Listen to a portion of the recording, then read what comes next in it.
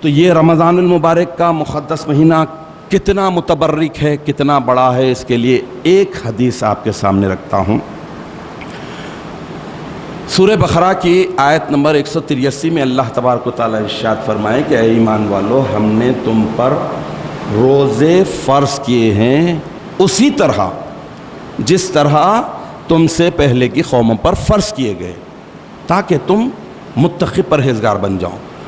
تو معلوم یہ ہوا کہ یہ روزہ ابتدائی انسانیت سے ہے، سیدنا آدم علیہ الصلاۃ والتسلیم سے لے کر خاتم النبیین تک روزہ فرض تھا۔ لیکن اللہ تبارک و تعالیٰ نے جس طرح بے شمار باتوں میں، بہت سی فضیلتوں میں امت محمدیہ کو ٹاپ کلاس بنا دیا، ٹاپ پر رکھ دیا۔ جو نعمتیں پہلی امتوں کو نہیں دی گئی، جو انعامات پہلی قوموں کو نہیں دی گئی، وہ چیزیں عطا کی گئی ہے۔ تو خوشیاں منائیے میرے بھائیوں، ہمیں آپ کو وہ چیزیں ملی ہیں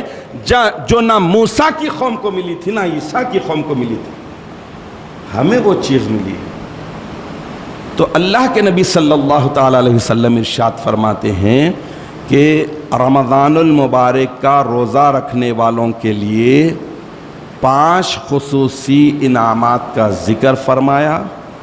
اور فرمایا کہ یہ وہ انعامات ہیں، یہ وہ نعمتیں ہیں، یہ وہ بڑی باتیں ہیں جو اللہ تبارک و تعالیٰ نے مجھ سے پہلے کی امت کے روزے داروں کو نہیں دیا تھا، نہیں عطا کیا تھا۔ مطلب امت محمدیہ منفرد ہے، یونیک ہے کہ جو روزے دار کو اللہ تعالیٰ یہ 5 انعامات دے رہے ہیں۔ پہلا انعام یہ ہے کہ روزہ رکھنے والے روزے دار کے منہ کی بو، اب آپ دیکھ لیجئے جو اسمیل آتی ہے روزہ رکھنے کے بعد، اگر آدمی بہت زیادہ لبرل ہے اور بہت زیادہ دنیا پرست ہے تو اس بو سے کراہیت کرے گا،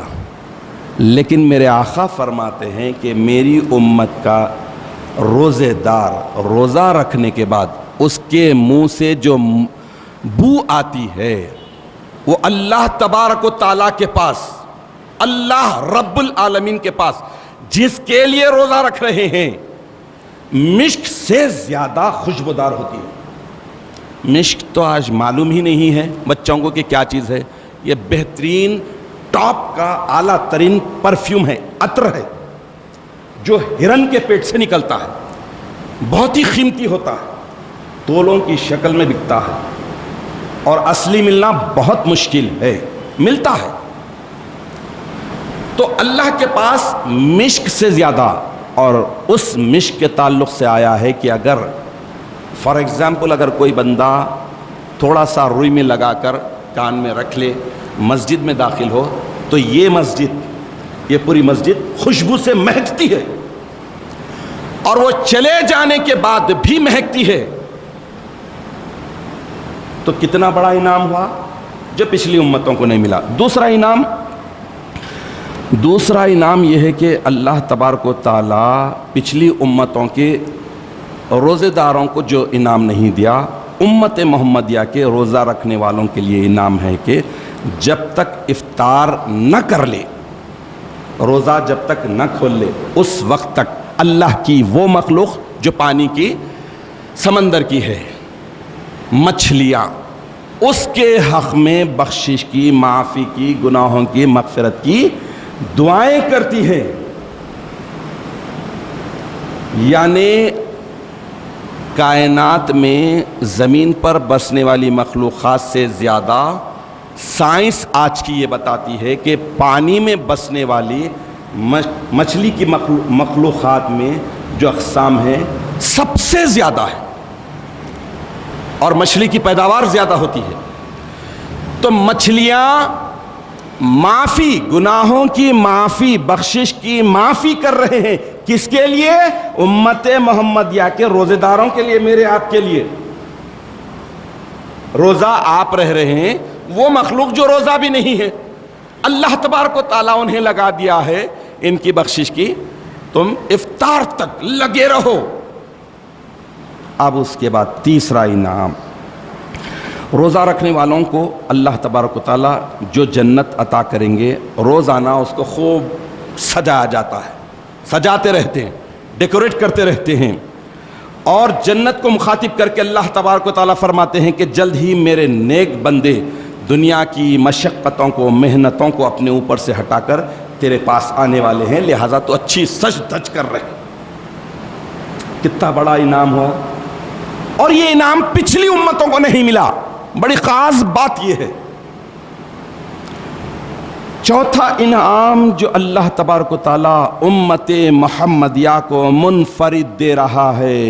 امت محمدیہ ساری امتوں پر ٹاپ پر ہے،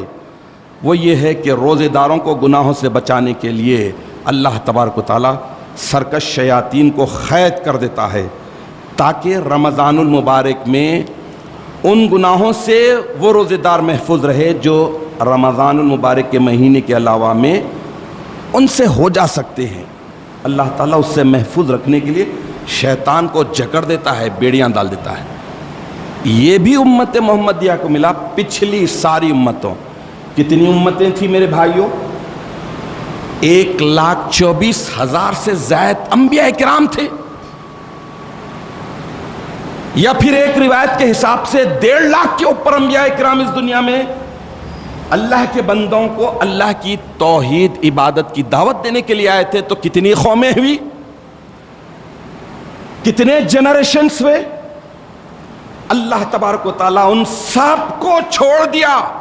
آخر میں آنے والی امت محمدیہ پر مہربان ہوا،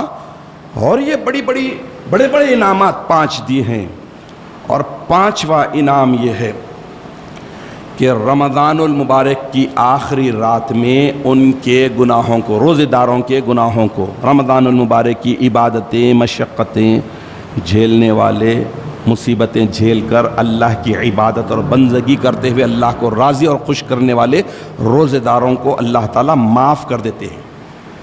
اللہ کے نبی جب یہ ارشاد فرمائے تو صحابہ کرام رضوان اللہ علیہم اجمعین حیرت زدہ ہو کر سوال کیے کہ یا رسول اللہ، یا حبیب اللہ، کیا وہ رات لیلۃ القدر خیر من الف شہر تو نہیں؟ لیلۃ القدر ہے کیا وہ رات؟ اللہ کے نبی صلی اللہ تعالیٰ علیہ وسلم ارشاد فرمائے کہ نہیں، بلکہ کسٹم یہ ہے، طریقہ یہ ہے کہ جب مزدور مزدوری ختم کرتا ہے، لیبر اپنا جاب ختم کرتا ہے، تو اس کی سیلری اسے پسینہ سوکھنے سے پہلے دے دی جاتی ہے۔ تو آخری رات رمضان المبارک کی عبادتیں بجا لائے، مشقتیں جھیلی، مصیبتیں جھیلی، تو اللہ تبارک و تعالیٰ آخری رات میں ہی ان بندوں کے گناہوں کو معاف کرتے ہیں، اور اس کا صلہ اجر، تنخواہ،